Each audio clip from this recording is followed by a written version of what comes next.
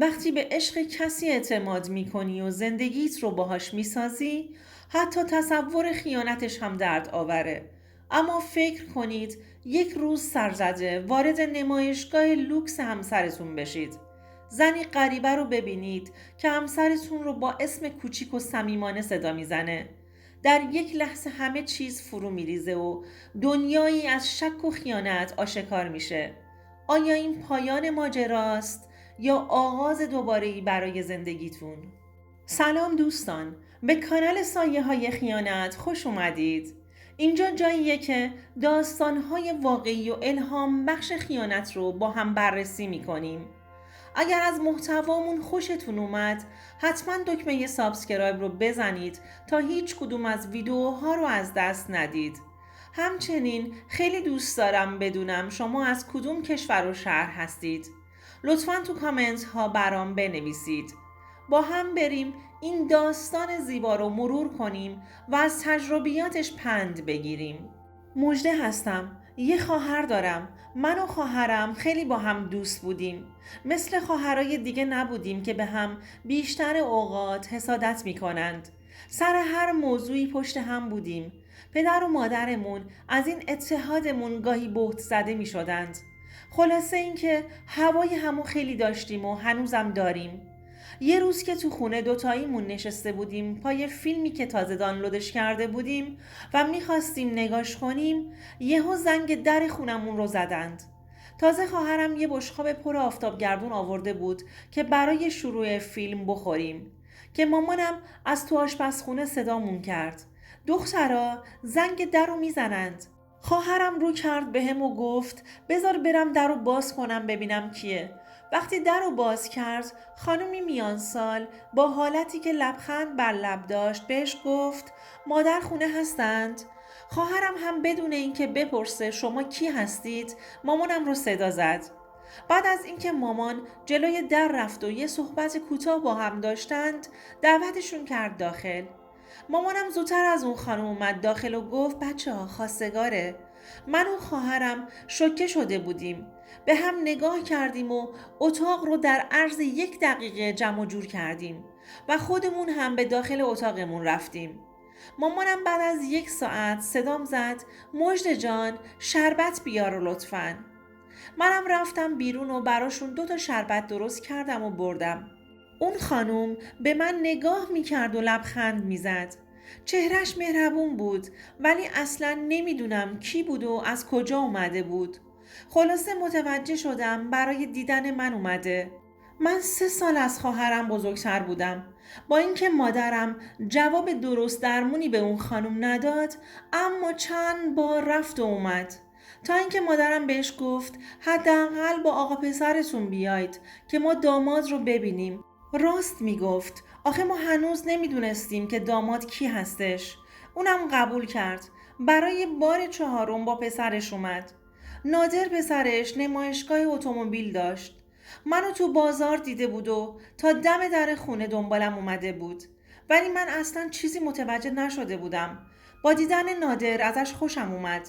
انگار ورزشکار بود. اصلا به مادرش نمیخورد که ثروتمند باشند. و ما هم اصلا فکر نمی کردیم که وضع مالی نادر تا این اندازه خوب باشه. خلاصه با دیدن داماد پدرم راضی شد که نادر دامادمون بشه. منم نظرم مثبت بود. حتی به همون پیشنهاد دادند که بریم داخل اتاق و با هم حرف بزنیم. من حرفی واسه گفتن نداشتم. نادر بود که از خودش میگفت. از شغلش، از مستقل بودنش و اینکه از نوجوانی کار کرده تا به اینجا رسیده. و پدرش کمک حالش نبوده. یعنی در سطحی نبوده که بخواد کمکش کنه. اما بعد از گذشت سالها که نادر تو کارش پیشرفت کرده، تونسته زندگی پدر و مادرش رو هم زیر و رو کنه. نادر پسر با نمکی بود و با اون توصیفاتی که از خودش کرده بود، از ته قلبم دلم میخواست کنار همچین مردی زندگیم رو شروع کنم. این شد که جواب مثبت رو بهش دادم. ما چند وقت نامزد بودیم. هر روز که میگذشت من بیشتر به نادر وابسته می شدم. نادر اونقدر به پدر و مادرش احترام میذاشت که من واقعا ازش یاد میگرفتم. حتی جلوی پدر و مادرش پاهاش رو دراز نمی کرد. اصلا با صدای بلند حرف نمیزد. جلوتر از پدر و مادرش وارد خونه نمیشد. اصلا اجازه نمیداد مادرش باری رو بخواد دستش بگیره و بلند کنه. هر از گاهی هم که سر کار بود بارها جلوی چشم خودم به مادرش زنگ میزد و حالش رو میپرسید. اون همه عشق از کجا می اومد؟ مادرش هم قربون صدقش میرفت و از گل بهش پایین تر نمی گفت. من تا اون روز اونجور پسر ندیده بودم که انقدر به خانوادش احترام بذاره. احساس میکنم نادر به خاطر دعاهای مادرش اونقدر تو کارش پیشرفت داشته. بعد از چند وقت ما ازدواج کردیم و رفتیم سر زندگیمون. چند سال اول همه چیز عالی بود. من عاشقانه همسرم رو دوست داشتم و به هم عشق می‌ورزیدیم تا اینکه متوجه شدم رفتارهای نادر نسبت به من تغییر کرده. اینو کاملا با تمام وجودم احساس می‌کردم. دیگه از اون همه محبت و عشق خبری نبود. وقتی خونه می اومد کمتر حرف میزد. همش دلم شور میزد. فکر میکردم شاید تو کارش مشکلی پیش اومده که چیزی بهم نمیگه. ازش در مورد کارش پرسیدم که همه چی رو به راه هست یا نه. اونم با کمال آرامش بهم جواب داد آره چه مشکلی میخواد باشه. همه چی عالی داره پیش میره. ازش جواب درستی نمیگرفتم. دلم میخواست با مادرش درد و دل کنم. اما از یه طرف میدونستم که نادر روی مادرش خیلی حساسه. دلم نمیخواست مادر شوهرم رو نگران کنم و بهش استرس وارد کنم. نمیدونستم چه کاری درسته و چه کاری غلط. هفته ها همینجوری میگذشتند و نادر شبها رو هم دیر وقت میومد خونه. دیگه به کل تو خونه تنها مونده بودم و همیشه چشمم به در بود که نادر وارد بشه. دلم شور میزد. نادر اخلاقش طوری بود که همه چیز رو تو قلبش نگه می داشت و این اخلاقش بیشتر نگرانم می کرد. نادر حتی جای خوابش هم تغییر کرده بود. اصلا روی تخت نمی خوابید. روی کاناپه جلوی تلویزیون می خوابید. بارها بهش گفتم چرا سر جات نمی خوابی؟ جواب داد همینجا خوبه. الان صبح میشه باید برم نمایشگاه. دیگه داشتم به کاراش مشکوک می شدم. تصمیم گرفتم بیشتر تو نخ کاراش برم. یه شب اتفاقی نصف شبی بیدار شدم. رفتم آب بخورم و هم به نادر سر بزنم که پتوشو انداخته یا نه. دیدم ساعت 3 شب هستش و داره با موبایل صحبت میکنه. تعجب کرده بودم. یعنی داشت با کی این ساعت از شب حرف میزد؟ وقتی منو داخل پذیرایی دید گوشیش رو قطع کرد و بهم گفت هنوز نخوابیدی؟ جواب دادم چرا خوابیده بودم اما میخواستم برم آب بخورم. تو چرا بیداری؟ داشتی با کی حرف میزدی؟ سریع جواب داد با نگهبان نمایشگاه. میگفت صدای چیزی اومده. گفتم احتیاط کن. برو ببین صدا از کجا بوده. همین چطور مگه؟ گفتم هیچی. بعدشم رفتم سمت آشپزخونه. فردای اون روز یهو دوباره رفتار نادر تغییر کرد. انگار چیزی رو میخواست جبران کنه. منو به ناهار بیرون دعوت کرد. از این کارش بعد از مدتها تعجب کرده بودم. اما به روی خودم نیاوردم. دعوتش رو قبول کردم. اون روز موقع ناهار فقط از کار و تلاشی که داشت برای زندگیمون میکرد میگفت. از اینکه مجبوره تا دیر وقت گاهی اوقات سر کار بمونه تا بتونه زندگی مرفه تری برامون بسازه. حرفهاش منو آروم کرد اما ته دلم یه چیزی به هم میگفت یه جای کار درست نیست. اون هر چقدر توضیح میداد من بیشتر تو فکر فرو میرفتم. خلاصه اینکه مشکوکتر از قبل بهش شدم. کاملا مشخص بود داره یه کاری رو پوشش میده. که گوشیش زنگ خورد. ما هم ناهارمون تموم شده بود. قرار شد یکی از ماشین‌ها رو به تعمیرگاه ببرند که نادر بهشون گفت بمونید خودم بیام تا ماشین رو ببرم. با عجله میز ناهار رو حساب کرد و بهم گفت که به خونه برگرد. من که با ماشین خودم رفته بودم و مشکل برگشت به خونه رو نداشتم. قبول کردم و بهش گفتم که نگران نباش من خودم برمیگردم. نادر ازم خداحافظی کرد و رفت سمت نمایشگاه. منم رفتم تو ماشین چند لحظه نشستم. داشتم به رفتارهای نادر فکر می کردم تا اینکه تصمیم گرفتم به جای خونه سمت نمایشگاه برم. این بود که حرکت کردم. وقتی رسیدم نمایندش گفت که آقا نادر تعمیرگاه رفته. جواب دادم مشکلی نیست، یه مقدار منتظرش میمونم. ولی از نمایندش خواستم که بهش خبر نده تا سورپرایزش کنم. داخل نمایشگاه دور می زدم و ماشین ها رو یکی یکی نگاه می کردم. هر وقت چشمام به نمایندش می افتاد می دیدم اضطراب داره. انگار از چیزی استرس داشت، اما زیاد به روی خودم نیاوردم.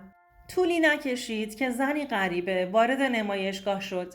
زن زیبایی بود. به محض وارد شدن نمایندمون رو به اسم کوچیک صدا زد و بهش گفت نادر کجاست؟ نیومده؟ وقتی اسم نادر رو به گوشم شنیدم سریع به سمتش برگشتم. دیدم نمایندمون با حالت خیلی ترسیده هم به اون نگاه میکنه هم به من. بهش گفت نخیر، کار داشتن نیستند. دوباره همون زن با صدای بلند جواب داد پس چرا چیزی به من نگفت؟ هر چی فکر کردم از اقوام نادر هم نبود. ولی اون همه صمیمیت بین اون و نادر از کجا می اومد؟ آروم و آهسته سمتش حرکت کردم. نظر منو جلب کرده بود. رفت نشست روی مبل کنار میز نادر. منم رفتم پشت میز نادر نشستم. سرش رو بالا آورد و به هم نگاه کرد. با آرومی ازش پرسیدم با آقا نادر کار داشتید؟ مکسی کرد و جواب داد آره. گفتم من منشی جدیدشون هستم. میتونید به هم بگید تا بهشون انتقال بدم. خنده ای کرد و گفت منشی جدید؟ میگم آخه این همه مدت که میومدم اینجا ندیدمت. گفتم آره، از امروز استخدام شدم. نگفتید باهاش چی کار دارید؟ جواب داد اومدم به عشقم سر بزنم. آخه دیشب موقع صحبت کردن یهو گوشی رو قطع کرد. نگرانش شدم. این بود اومدم حضوری پیشش. تا شب نمیتونم صبر کنم. باید دلیلش رو بپرسم وگرنه میتونستم تا شب بمونم وقتی که میاد خونمون. انگار آب جوش ریخته بودن رو سرم. چی داشتم میشنیدم؟ یعنی نادر داشت بهم خیانت میکرد؟ از کی خیانتش به من اتفاق افتاده بود و من و زندگیش رو به این آدم بیارزش فروخته بود؟ قلبم به شدت درد گرفته بود. اما خودم رو کنترل کردم و گفتم من شما رو نشناختم. فکر می کردم شما همسرشون هستید. چون آقا نادر متأهل و من هنوز سعادت نداشتم که همسرشون رو ببینم. سریع جواب داد آره بابا، اما اون زن به درد نادر نمیخوره. زیاد طول نمیکشه که جدا بشن. من هم از این همه قایم موشک بازی راحت میشم. بعد یک کارت از تو کیفش در آورد و گذاشت روی میز. کارت بانکی نادر بود. وقتی اون کارت رو تو دست اون زن دیدم اعصابم بیشتر به هم ریخت. کارتی بود که نادر دست هیچ کس نمیداد و روش خیلی حساس بود. گفت پس من میرم. این کارت رو بهش بده و بگو موجودیش تموم شده. بعد که شارژش کرد میام ازش میگیرم. فهمیده بودم که به خاطر پول نادره که بهش چسبیده. چون سر و وضعش داشت اینو فریاد میزد. دیگه نتونستم طاقت بیارم و کارت رو برداشتم و سمت خونه حرکت کردم. موقع حرکت به نمایندش گفتم بابت خوبی هایی که بهت کردم خیلی پشیمونم. اون بنده خدا سرش رو فقط پایین انداخته بود. میدونستم مقصر نیست، اما باید این حرف رو میزدم.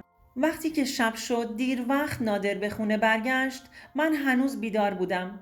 دیگه طاقت نداشتم. میخواستم دلیل این همه خیانت رو نسبت به خودم ازش بپرسم. وقتی که برگشت خودش هم یه جوری بود. مشخص بود که اون زن همه چیز رو بهش گفته. از منشی جدیدش و غیره. به محض ورود بهم گفت نخوابیدی؟ گفتم تا الان پیشش بودی؟ سرش رو بالا آورد و گفت پیش کی؟ جواب دادم همونی که امروز سراسیمه دنبال تو نمایشگاه میگشت. میخواست دلیل قطع کردن یهویی تلفنش رو ازت بپرسه. نادر شروع کرد به انکار کردن. اونقدر گفت و صداش هم بالا میرفت. ولی من خیلی آروم بودم و تصمیمم رو گرفته بودم. به یک بار کارت رو در آوردم و به طرفش گرفتم. گفتم بیا. اینم داد گفت موجودیش تموم شده. گفت که شارژش کنی بعد میاد ازت میگیره. کارت رو سمتش پرتاب کردم. دیگه نتونست حرفی بزنه. وسایل هام رو جمع کرده بودم. صبح زود از خونه زدم بیرون و رفتم سمت نمایشگاه. با کمک نمایندمون فیلم دوربین ها رو کپی گرفتم و بعد به دفتر وکیل رفتم. با صداهای اون زن و ارتباطش با نادر در زمان خیلی کوتاه تونستم طلاقم رو از نادر بگیرم. بعد از من نادر خیلی افسرده شده بود. شنیدم اون زن هم وقتی که دید نادر دیگه براش خرج نمیکنه ترکش کرده. بعد از اون قضیه بازم نادر چند بار دنبالم اومد تا دوباره منو به دست بیاره. اما دیگه خیلی دیر شده بود. چون نه من دیگه علاقه‌ای بهش داشتم که برگردم، نه اون اعتماد از دست رفتم بهم برمیگشت. این بود که با گرفتن کل مهریم تصمیم گرفتم زندگی جدیدی برای خودم بسازم و با اینکه خیلی سخته ولی گذشتم رو فراموش کنم. دوستان عزیزم، امیدوارم از این داستان لذت برده باشید. اگر نظرات یا تجربیات خودتون رو دارید، حتما در بخش کامنت ها با ما به اشتراک بگذارید. یادتون نره که کانال ما رو سابسکرایب کنید تا به محتوای بیشتری دسترسی داشته باشید. تا ویدئوی بعدی مراقب خودتون باشید.